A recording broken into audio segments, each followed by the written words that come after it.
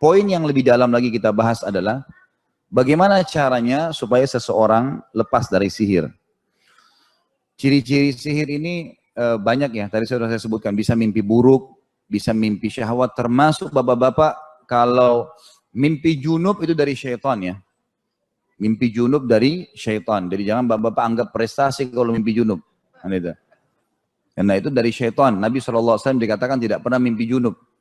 Karena itu dari syaitan, permainan syaitan dalam mimpi. Bahkan kadang-kadang kalau syaitan mau kita melakukan perbuatan zina, maka dia bisa mendatangkan dalam mimpi kita, gitu kan, bahwasanya kita berhubungan badan atau bercumbuan sama si perempuan itu atau si laki-laki itu, yang kemudian 3 hari setelah itu kita akan ketemu di acara perkawinan, lalu dia membesar-besarkan apa yang kita lihat dalam mimpi sehingga terbukalah pintu zina.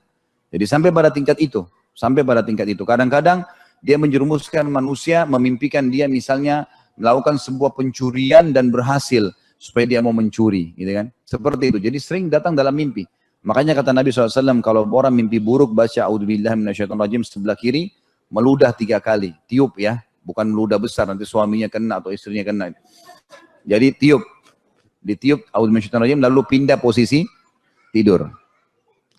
Syaitan seringkali menunggangi beberapa pelanggaran-pelanggaran agama, seperti orang tidur tidak membaca doa, balik sisi kiri, tengkurap. Ini semua penyebab mimpi buruk. Ya.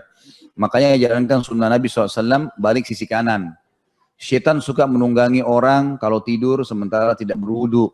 Makanya Nabi SAW suruh berwudu dalam keadaan suci, membaca doa.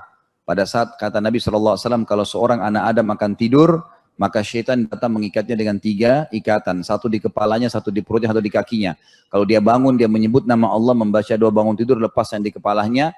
Kalau dia wudhu, lepas yang di perutnya. Kalau dia sholat, lepas yang di kakinya. Dan engkau akan temui orang itu paling bahagia pada harinya. Jadi lepas dari godaan syaitan itu sendiri. Nah, penyihir, ada memang yang sehari-hari kita digoda sama syaitan saja, gitu kan. Umum, seperti Korin dan tadi melakukan maksiatan dalam mimpi, biar tidak disihir. Nah, kalau ada sihir yang disasarkan kepada kita, nanti akan ada kerjasama antara korin kita, pendamping dari syaitan yang menggoda kita sehari-hari, itu dengan syaitan-syaitannya para penyihir. Nanti itu lebih kuat lagi, gitu kan? Maksudnya sini lebih kuat tanda kutip, mereka akan kerjasama untuk mengganggu orang yang jadi target ini, mengganggu orang yang jadi target. Baik Bapak Ibu sekalian, kalau Bapak Ibu merasa ada gangguan, ada merasa tidak nyaman, sering mimpi buruk, dan seterusnya, atau pernah pergi ke orang-orang yang tidak pintar tadi, gitu kan? Waktu saya praktek ruqyah kurang lebih 6 bulan 7 bulan lalu di Hong Kong, sebelum ruqyah, sebelum praktek saya minta yang punya buhul kumpulin semua. Awalnya nggak mau, malu-malu, jangan malu-malu, kumpulin semua, kalungnya, kertasnya, tulisannya, 1 kresek besar. Umumnya apa ini dari guru ngaji saya di kampung ini, dari kiai saya, tulisannya semua buhul, ada yang minyak wangi, ada yang tasbih, ada yang macam-macam sudah. Pokoknya buhul-buhul. Dikeluarin dulu semua, karena kalau ada buhul itu selama masih dikantongin, dipakai jimatnya, disimpan di rumah, walaupun Bapak Ibu ruqyah diri sendiri, tetap syaitannya kayak masih bisa bertahan, ada posko dia di situ. Makanya buhul semua harus dihancurin. Dan cara menghancurinya tinggal dibaca Al-Falaq dan An-Nas, ditiup, lalu kemudian dibakar. Bakar, jangan dibuang ya. Dibakar, dirusakin. Kemarin banyak pejabat-pejabat di Indonesia hanya sudah belajar ruqyah, dan mereka sadar ternyata pada saat di ruqyah itu ada pengaruh besar, panas di tubuhnya, gelisah, ada yang kesurupan.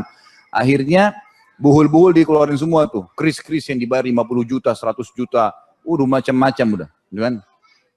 Ada jenderal itu, ada begitu. Ada jenderal lagi yang lain, gitu kan. Dekat sekali dengan presiden kita, kemudian datang, saya temukan di rumahnya ada harimau asli gitu, tapi diawetkan, dan itu ada 3 ekor rupanya. Begitu saya masuk mau taklim pertama di rumahnya, harimau duluan gitu.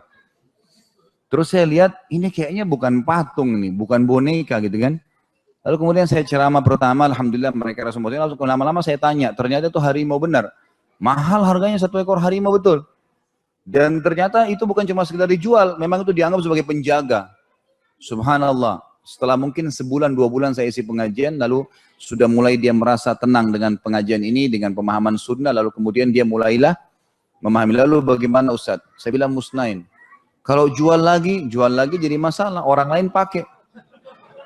Rugi, ya memang rugi, nggak apa-apa. Tapi insya Allah rugi di jalan Allah nggak masalah. Bakar. Subhanallah, dia bilang sama saya, waktu saya bakar Ustaz itu sempat merinding-merinding, nggak enak. Bakar, yang satu. Yang di belakang sekali bang rumah dia taruh, dia bilang waktu saya mau bakar ada kukunya keluar, kesannya begitu. Kan karena dia memang sudah pernah minta dari orang-orang ini gitu kan. Maka saya bilang bakar, siramin minyak bensin bakar. Iya Ustaz, saya sudah suruh bakar, bakar semua. Setelah dibakar rumahnya jadi tenang, subhanallah. Tidur lebih enak, lebih plong, nggak pernah lagi mimpi buruk dan segalanya. Seperti itulah. Karena buhul-buhul ini sudah dimusnahkan. Makanya buhul semua sebelum praktek ruqyah harus dibuang. Sepakat nggak ini? Jangan ada yang sayang-sayang buhulnya ya.